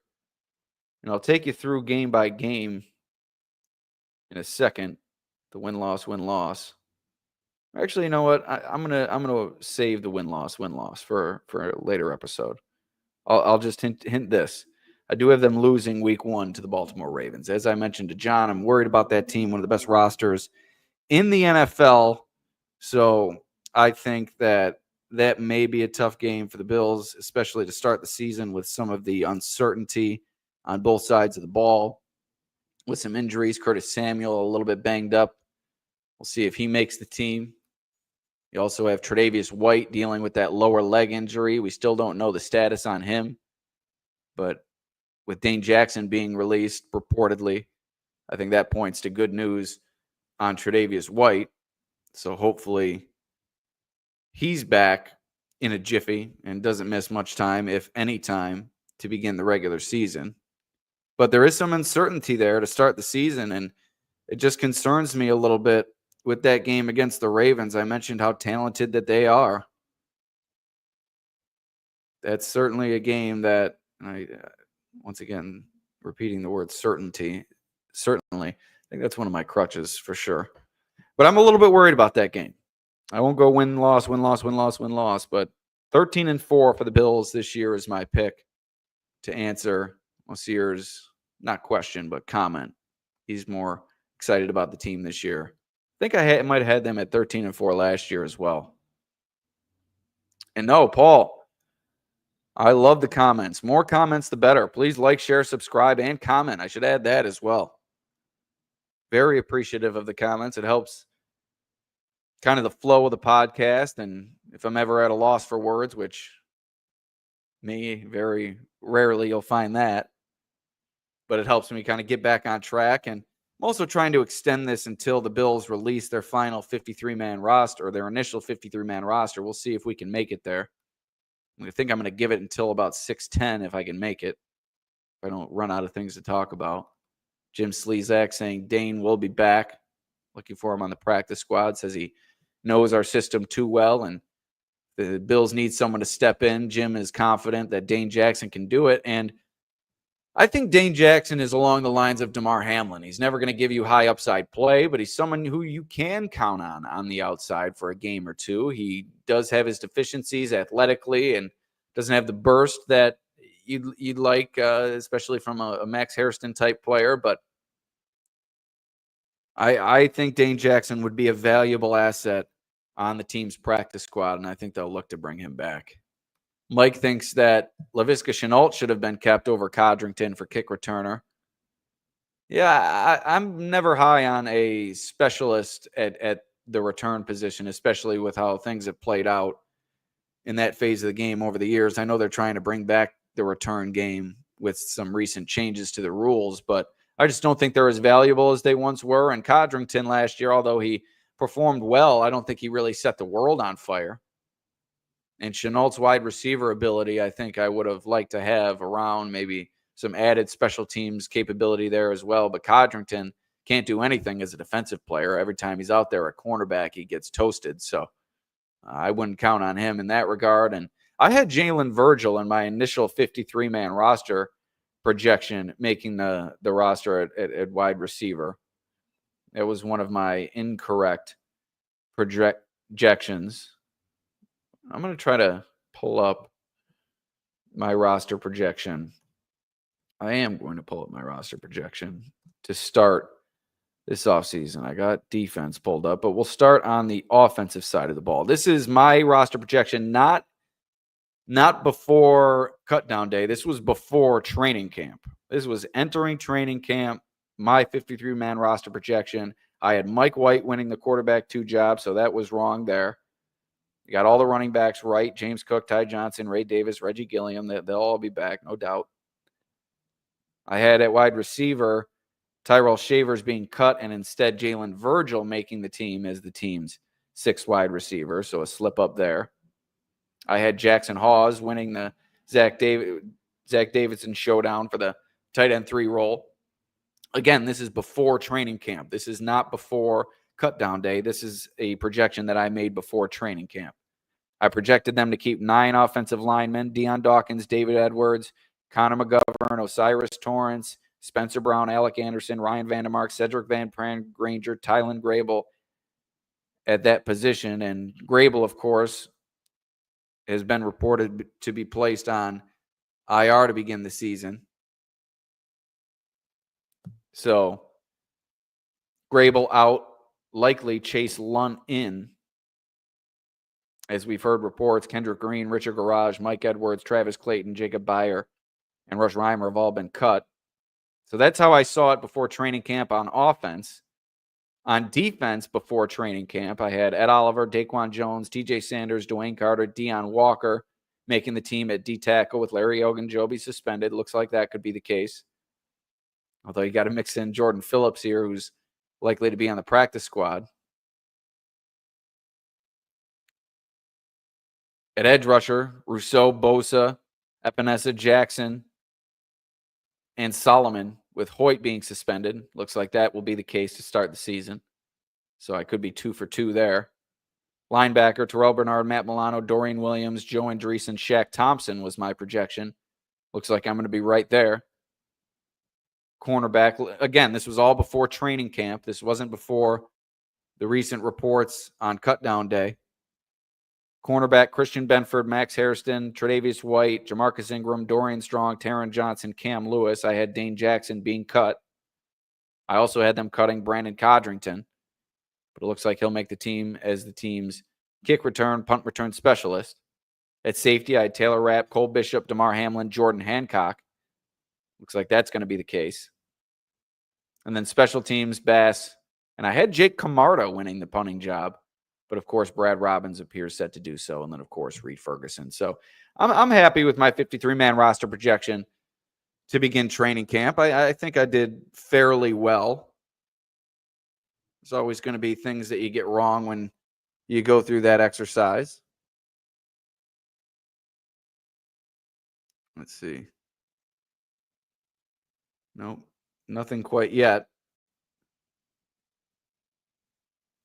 from the Bills front in terms of the 53-man roster, or at least cuts, one or the other. So we'll get to a couple more comments here.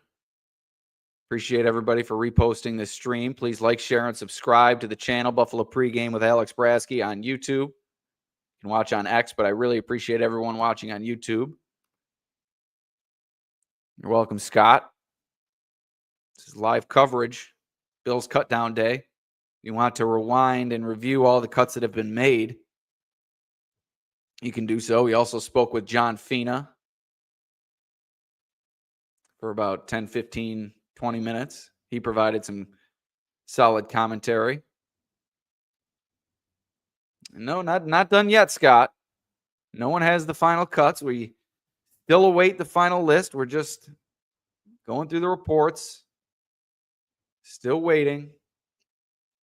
Mike, what's our thoughts on Jordan Hancock? I think he's got a bright future. I don't think it's this year. I think he's too raw still. I think he doesn't have the knowledge of the system he needs to have, similar to Cole Bishop in his first season and even his second season. It takes a while for these safeties to really ingratiate themselves into the Bills' defensive scheme, and I think it might take a little while for Jordan Hancock, but I'm really excited about his future. I'll tell you that much. At first, it seemed he may play nickel cornerback, but I think as time goes on here, I think safety is looking like the more likely position for Hancock, especially how he could project into the future, maybe playing alongside Cole Bishop if he is able to take this job and run with it. Taylor Rapp, if he sticks around beyond his current contract. I really like what I've seen from Jordan Hancock in spurts.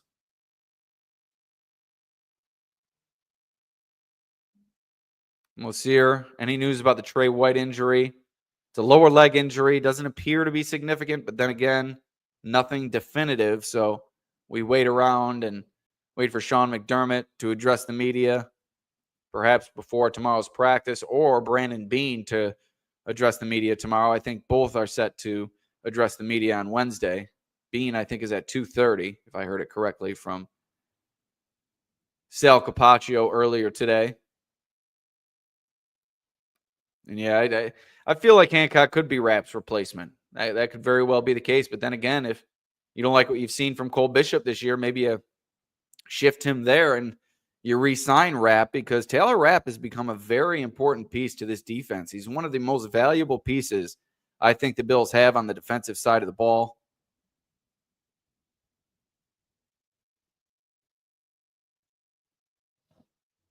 We have a tweet here from Tyrell Shavers.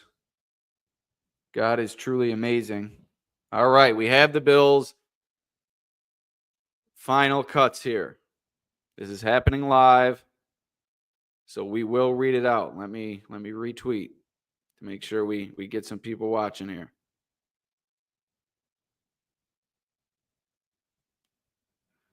The Bills are down to 53. Tune in here. All right. So the Buffalo Bills have officially trimmed their roster. They've released 27 players and placed 2 players on IR. So let's see. Max Hairston has been placed on IR to begin the season. 1 second. Placed on IR to begin the season. He will miss the Bills' first 4 games. As he recovers from the knee injury he sustained during training camp. Tylen Grable also placed on IR to begin the season. And then we'll read off the list of cuts for you as I pull the page back up here. The Bills' cuts are as follows. Quarterback Shane Bichelle. Quarterback Mike White. Running back, Frank Gore Jr. Wide receiver, Deion Kane. Wide receiver, Steven Gosnell. Wide receiver, KJ Hamler. Wide receiver, Laviska Shenault. Wide receiver, Christian Wilkerson. Tight end, Zach Davidson. Tight end, Kaleki Latu. Offensive lineman, Jacob Bayer. Offensive lineman, Travis Clayton. Offensive lineman, Mike Edwards. Offensive lineman, Dan Feeney. Offensive lineman, Richard Garage. Offensive lineman, Kendrick Green. Defensive end, Paris Shand. Defensive tackle, Marcus Harris. Defensive tackle, Zion Logue. Defensive tackle, Jordan Phillips. Defensive tackle, Casey Rogers. Linebacker, Jimmy Charlo. Linebacker, Keontae Jenkins. Linebacker, Edifon Olafosio. Cornerback, Daquan Hardy. Cornerback, Dane Jackson. Safety, Derek Forrest. I believe the only ones we didn't have were Zion Logue, Marcus Harris, Paris Shand, and Frank Gore Jr. and Deion Kane. I believe those are the only four that we did not have reported throughout the course of the day, at least based on my first glance at it. So we've discussed a lot of these cuts already. Oops, sorry, I pulled that up on accident. We'll dive back into it here momentarily. A lot of this might be a little bit repetitive. As I said before, we've already kind of gone into the Bills cuts throughout the course of this podcast. So no surprises. One bit of news is Max Hairston has been placed on injured reserve to start the season, and he will miss the team's first 4 games of the year. So you have Max Hairston out for 4 weeks. You have Michael Hoyt and Larry Ogunjobi out for 6 weeks. Scott Blakely, hope they get Wilkerson on the practice squad.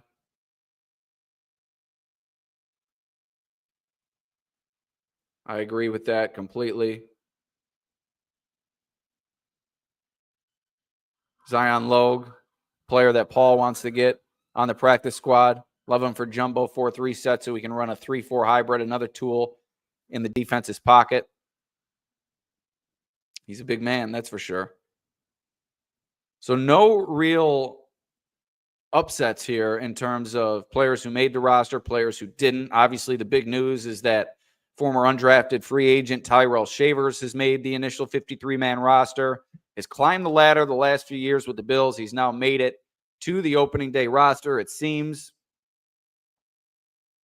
Great preseason, unbelievable catch against the Tampa Bay Buccaneers. Potential matchup beater down the field who's also increased his ability to play special teams. Could be a Mac Hollins on steroids, although I don't expect him to play as much as Mac Hollins did a season ago. And I don't think there's any need for Gabe Davis at this time. You have Elijah Moore, you have Curtis Samuel, you have Tyrell Shavers, you have Josh Palmer, you have Keon Coleman, you have Khalil Shakir.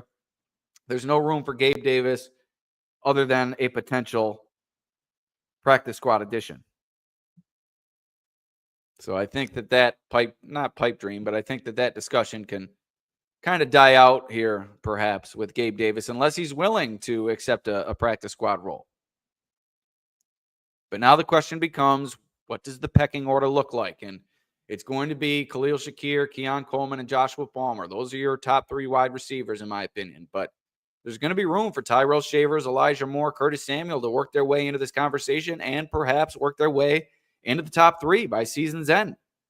I wouldn't count them out. Yes, as Scott comments here, Frank Gore Jr. released. Had quite the preseason. He's looked good. I think that the Bills will like to get him back on the practice squad as well. Dane Jackson, cut by the Bills. Trey White not placed on short-term IR to begin the season. I'm going to tweet that out right here. Tre'Davious White was not placed on IR to begin the season. Great news in terms of the significance of his lower leg injury. Wonder if he'll be back week 1. Wonder if it might take a week into the season for him to recover. We haven't heard much. Let's see if I can get the spelling right here. Tre'Davious. So that's very good news for Tre'Davious White, as he appears set to be okay from that lower leg injury. And Dane Jackson released. He'll be a potential practice squad addition as well. So Bridget, nothing on Trey White, but he was not placed on IR to begin the season. So that's obviously a good sign, and looks like he's avoided serious injury. If he had sustained a serious injury, he would be on IR to begin the season, miss the first 4 games. So looks like he'll be back sooner rather than later. Edifon Ulofoshio, swing and a miss of a draft pick. We'll see if he comes back on the 53-man roster. Jimmy Charlo, that might be tough to get him back based on his preseason performance, but I think he's a likely candidate to land on the Bills practice squad. KJ Hamler also. He had a touchdown during the preseason. Hard Knocks darling. Good in the locker room. Steven Gosnell could be back. Laviska Shenault. It's a lot of wide receivers, though. Cornerback Daquan Hardy gets cut. Another player drafted by the Bills.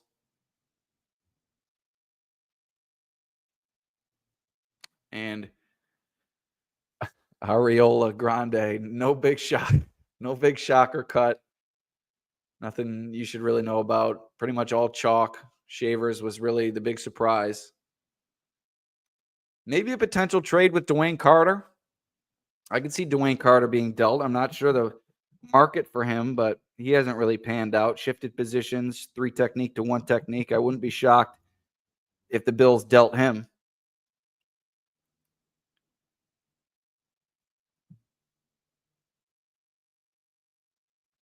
So, also cut by the team, Richard Garage, Mike Edwards, Jacob Beyer, Travis Clayton, Dan Feeney, Kaleki Latu, Kendrick Green, Casey Rogers, Derek Forrest,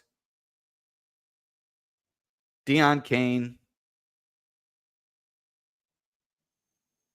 a few others as well. Paris Shan, Marcus Harris, Zion Logue. So pretty much chalk. Shavers did not get cut. Shavers made the team. Stuck mode. Shavers is on the 53.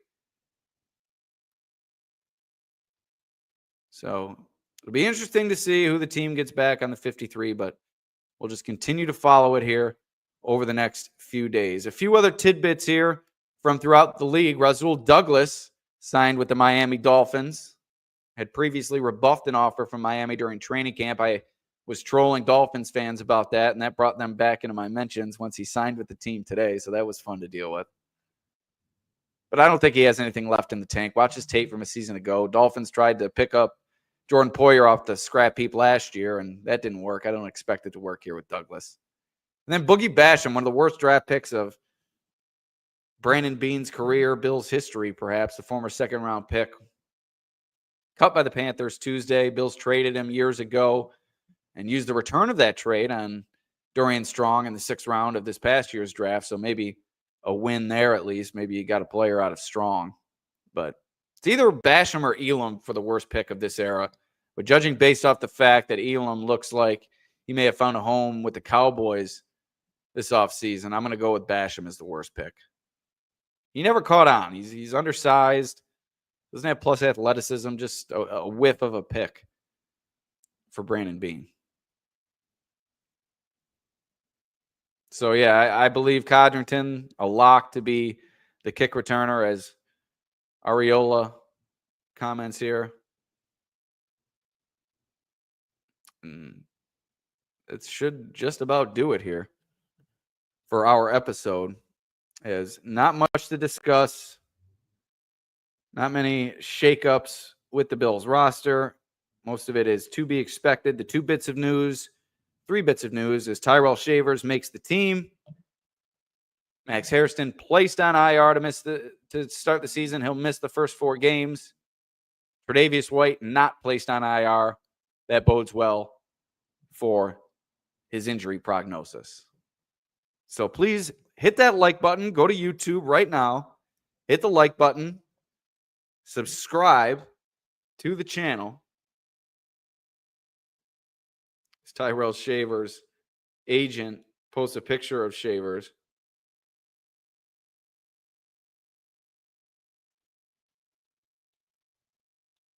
Smiling from ear to ear after he was kept on the Bills' initial 53-man roster. So go to YouTube, like, share, subscribe.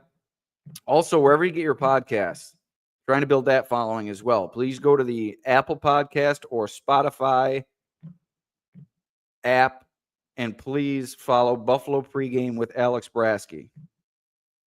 Please do that. Buffalo Pregame with Alex Brasky on the audio side. Don't even have to listen. You can listen here, but subscribe to that and download every time. We want to get our downloads up on the audio side. We've had a great response visually, audio. Been a slow go to grow that past the initial surge. So listen over on the audio side. Please like, share, and subscribe to Buffalo Pregame with Alex Brasky on YouTube and on Substack. And you can also rewind this episode to find some Cutdown day analysis on the players that the Bills let go of today, who's expected to be back on the practice squad. Also a conversation with John Fina and much, much more. So I'd like to thank all of you for joining us. Great action in the comments today. Please come back for next time. Appreciate you joining us. We'll see you next time.